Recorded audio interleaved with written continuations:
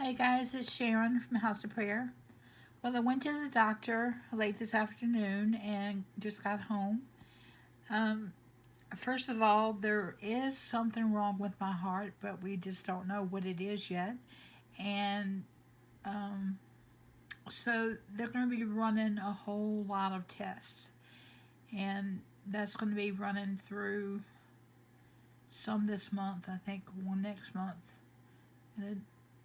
and then I know there's something scheduled in May.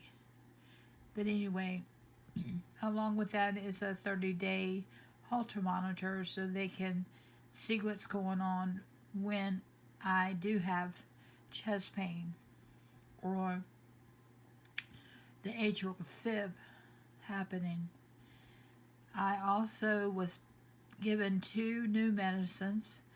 One's a beta blocker because my blood pressure was like 180 over 72, and that is way out of whack.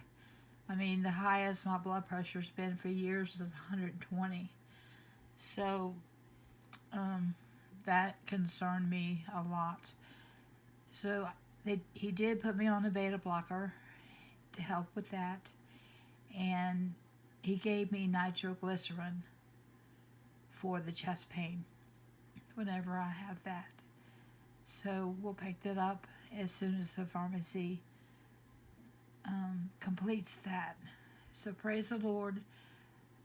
We're kind of headed in the right direction, even though we don't know exactly what's going on yet. But we are catching stuff early, and everything should be okay. He didn't see anything major to have to push me to surgery right away. So praise you, Jesus, for that. Um,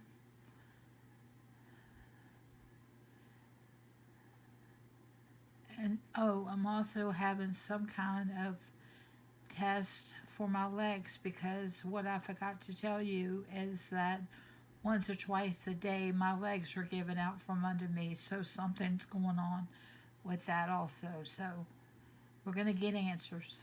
It's just going to take us a while to get the answers, but I'm glad that he gave me the nitroglycerin and it started me on some medicine to help.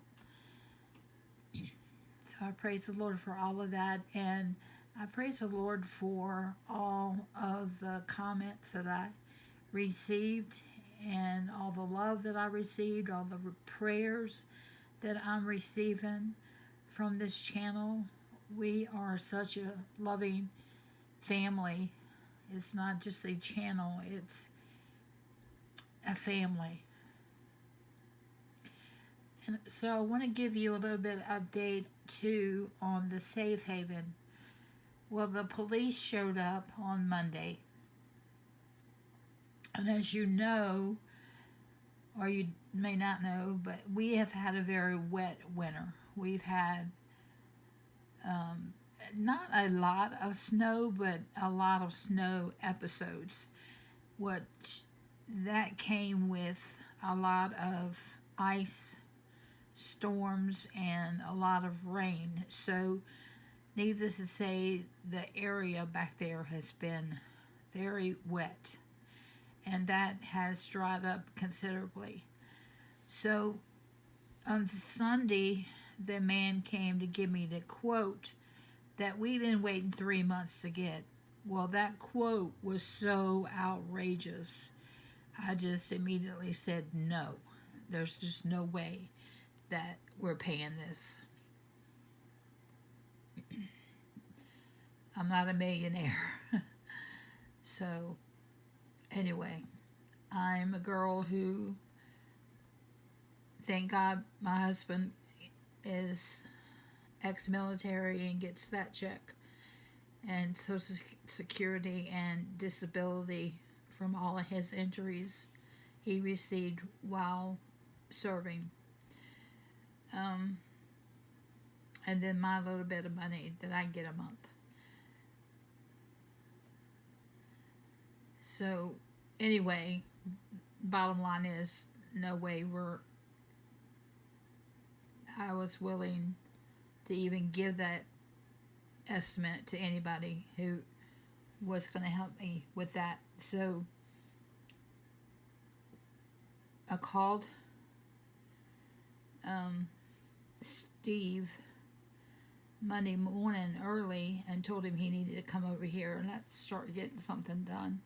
But then Monday afternoon, the police showed up. So while they showed up, it's because the house of prayer had been sitting in my front yard all winter long. And one of my neighbors wrote a letter and put it in the mailbox and said something about it being there and said she was looking for a building to purchase and she wanted to buy it.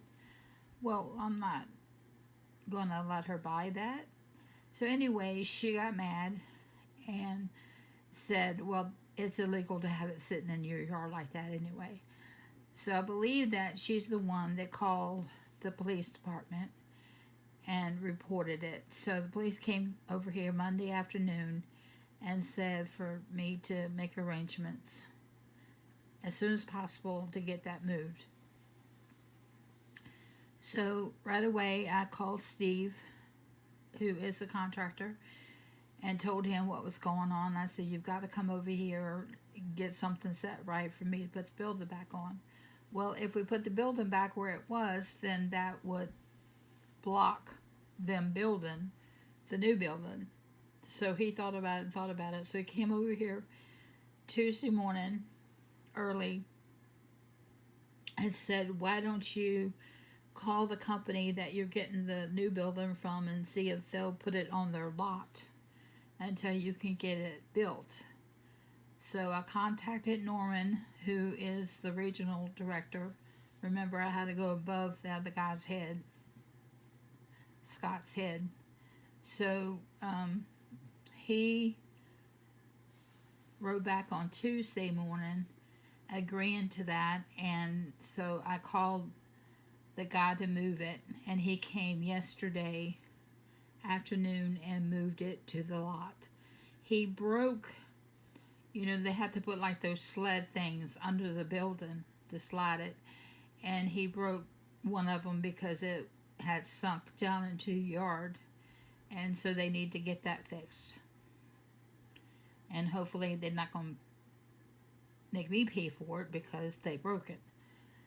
And so anyway, that's being taken care of.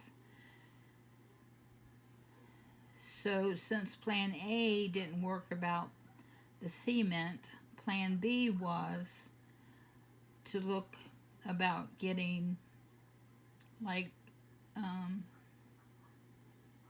forgot the name for it. It's like marble, whatever those called. They're like sheets of things that you put in to hold back the wall.